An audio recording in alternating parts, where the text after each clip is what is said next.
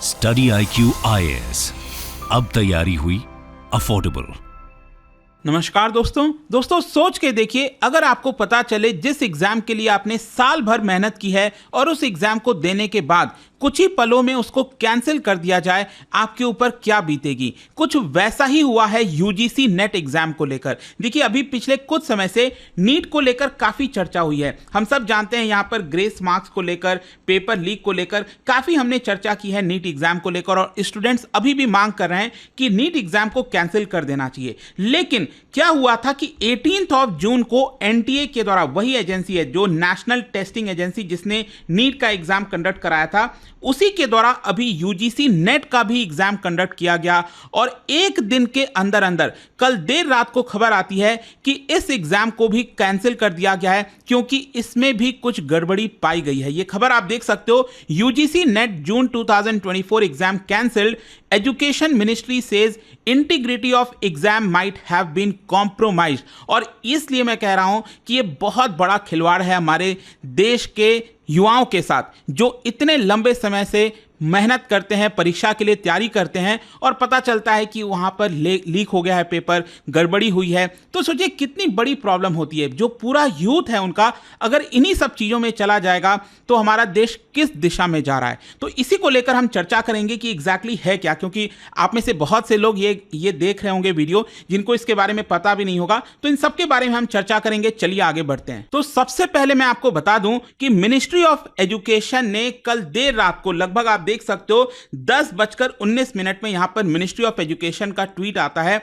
और उसके अंदर यह बताया गया कि जो यूजीसी नेट का एग्जामिनेशन है इसको कैंसिल किया जा रहा है, क्योंकि यहां पर पता चला है कि जो एग्जाम की इंटीग्रिटी है उसके साथ कॉम्प्रोमाइज हुआ है, उसके साथ छेड़छाड़ हुई है। अगर आप ये ट्वीट में देखोगे, लिखा हुआ है government is committed to ensure the sanctity of examination. यहां पर स्टूडेंट के इंटरेस्ट को प्रोटेक्ट करने के लिए सरकार बाध्य है। इसके अलावा यहां पर लिखा है कि ministry of education has decided that UGC NET June 2024, जो कि 18 जून को हुआ था, इसको कैंसिल किया जा रहा है। और जो फ्रेश एग्जामिनेशन का डेट है, कब यह कंडक्ट किया जाएगा, ये सारी चीजें आगे अलग नोटिफिकेशन में बताई जाएंगी। अभी के लिए बताया नहीं गया है कि अगला एग्जाम कब होगा, क्योंकि जो 18 जून को एग्जाम हुआ था नेट का, उसको कैंसिल किया गया है। और साथ ही साथ यहां पर सीबीआई जांच के लिए सरकार ने तय किया है कि इसमें जो भी गड़बड़ी हुई है इसको लेकर सीबीआई जांच होगी। इनफैक्ट मैं आपको और थोड़ा सा इसके बारे में डिटेल में बताता हूं। ये मिनिस्ट्री ऑफ एजुकेशन का नोटिफिकेशन आप देख सकते हो।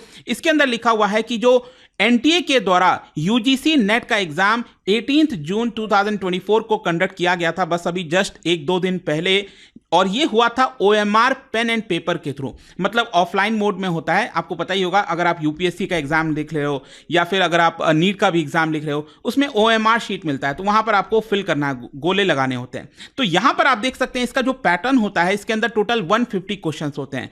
पेपर 1 में 50 क्वेश्चन, पेपर 2 में 100 क्वेश्चन, और यहां पर टोटल टाइम 3 घंटे का होता है। और ध्यान रखिएगा कि हर आंसर के लिए 2 मार्क्स मिलते हैं, इसमें कोई भी नेगेटिव मार्क्स नहीं होता है। और ये पेन एंड पेपर मोड में हुआ था, जो अभी 18 जून को हुआ। लेकिन देखिए यहां पर प्रॉब्लम क्या हुआ है। एक्चुअली 19 जून को बताया जा रहा है मिनिस्ट्री ऑफ होम अफेयर्स के अंदर यहां पर एक बॉडी है जिसका नाम है I4C, इसको कहते हैं Indian cyber crime coordination centre, और इसके अंदर एक यूनिट आता है जिसका नाम है national cyber crime threat analytics unit. इस यूनिट के द्वारा यहां पर कुछ इनपुट दिया गया यूनिवर्सिटी ग्रांट्स कमीशन को, और इसके अंदर बताया गया कि यहां पर इस एग्जाम में कुछ ना कुछ गड़बड़ी हो सकती है। मतलब अब देखो, इसके बारे में क्लैरिटी नहीं दी गई है सरकार के द्वारा कि एग्जैक्टली किस प्रकार की गड़बड़ी हुई है, लेकिन हो सकता है कि मे बी शायद कोई साइबर अटैक हो, यहां पर जो पेपर हो एग्जाम का उसको लीक कराया हो। तो इस तरह की कोई ना कोई चीजें हो सकती हैं, और इसी को देखते हुए यहां पर मिनिस्ट्री ऑफ एजुकेशन ने निर्णय यह लिया है कि फेयर ट्रांसपेरेंसी रखने के लिए हम इस एग्जाम को अभी के लिए कैंसिल कर रहे हैं। खैर, अब क्वेश्चन यहां पर ये आप में से बहुत लोग जानना चाहते होंगे कि ये यूजीसी नेट एग्जामिनेशन होता क्या है। देखिए, अगर आपको हमारे देश के यूनिवर्सिटीज और कॉलेजेस के अंदर असिस्टेंट प्रोफेसर की नौकरी चाहिए या फिर जूनियर रिसर्च फेलोशिप चाहिए, असिस्टेंट प्रोफेसर की नौकरी चाहिए, तो आपको ये यूजीसी नेट का एग्जाम देना होगा। यूजीसी नेट का फुल फॉर्म होता है University Grants Commission National Eligibility Test. और फिर इसके साथ साथ यहां पर हमारे देश के अंदर जो अलग अलग मिनिस्ट्रीज हैं, चाहे social justice and empower ministry हो गया, मिनिस्ट्री ऑफ माइनॉरिटी अफेयर्स हो गया, उसके अंदर भी कई सारे फेलोशिप्स होते हैं। उसके लिए भी आपको ये यूजीसी नेट का एग्जाम देना होता है। और ये एग्जाम कौन दे सकता है? ये वही दे सकते हैं जिनके पास मास्टर्स की डिग्री है, ध्यान रखिएगा, और उनको कम से कम 55% मार्क्स आए हैं। हाँ, यहां पर SC ST OBC और बाकी के लिए 50% का क्राइटेरिया रखा गया है। खैर, इस एग्जाम को कंडक्ट कौन कराता है? जैसा कि मैंने आपको बताया, जो एजेंसी नीट का एग्जाम कंडक्ट कराई थी ना, वही है, that is national testing agency. और मैं आपको यह भी बता दूं कि नेशनल टेस्टिंग एजेंसी बनाया इसलिए गया था ताकि हमारे देश के अंदर यूनिफॉर्मिटी आ सके। जैसे कि पहले क्या होता था कि अगर आपको मेडिकल कॉलेजेस वगैरह में एडमिशन लेना होता था पहले, तो हर राज्य का अलग अलग होता था, तो यहां पर आपको एग्जाम्स देने होते थे, तो बहुत ज्यादा एग्जाम्स आपको देना पड़ता था। तो एनटीए बनाया इसलिए गया ताकि देश में एक ही एग्जाम हो और उसके माध्यम से देश में जितने भी कॉलेजेस हैं मेडिकल वगैरह से, वहां पर जाकर आप एडमिशन ले सकें। तो ये जो एजेंसी है, बताया जाता है कि ये प्रीमियर स्पेशलिस्ट एजेंसी है जो कि हमारे देश के हायर एजुकेशन इंस्टीट्यूट्स के अंदर एडमिशन और फेलोशिप्स के लिए यहां पर एग्जामिनेशंस कंडक्ट कराती है। तो जहां तक ये जो यूजीसी नेट का सवाल है, मैं आपको बता दूं, ये साल में 2 बार होता है एग्जाम, ध्यान रखिएगा। एक होता है जून वाला साइकिल और दूसरा होता है दिसंबर वाला साइकिल।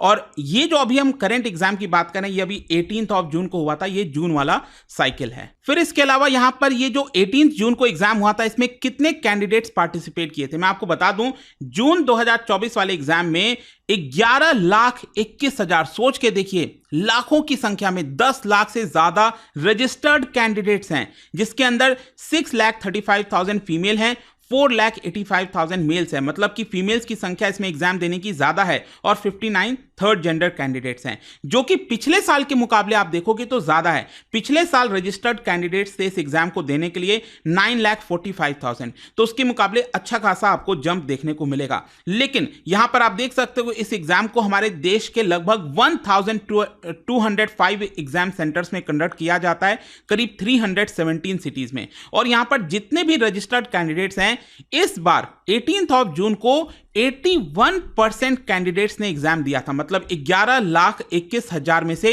81% ने एग्जामिनेशन दिया था। मतलब हमारे देश का अगर आप वोटिंग परसेंटेज देखोगे ना, उससे ज्यादा आपको यहां पर देखने को मिलेगा, जो कि पिछले साल आप देखिए 2023 में 73% ने एग्जामिनेशन दिया था। तो यहां पर जो कैंडिडेट्स की एग्जाम देने की संख्या, वो भी आपको अच्छी खासी ज्यादा देखने को मिलेगी। खैर, ये जो यहां पर अब कैंसिल हुआ है, इसको लेकर विपक्ष जो है वो काफी हावी हो गया। मैं देख रहा था कल देर रात से ही उन सभी के ट्वीट्स आने लग गए।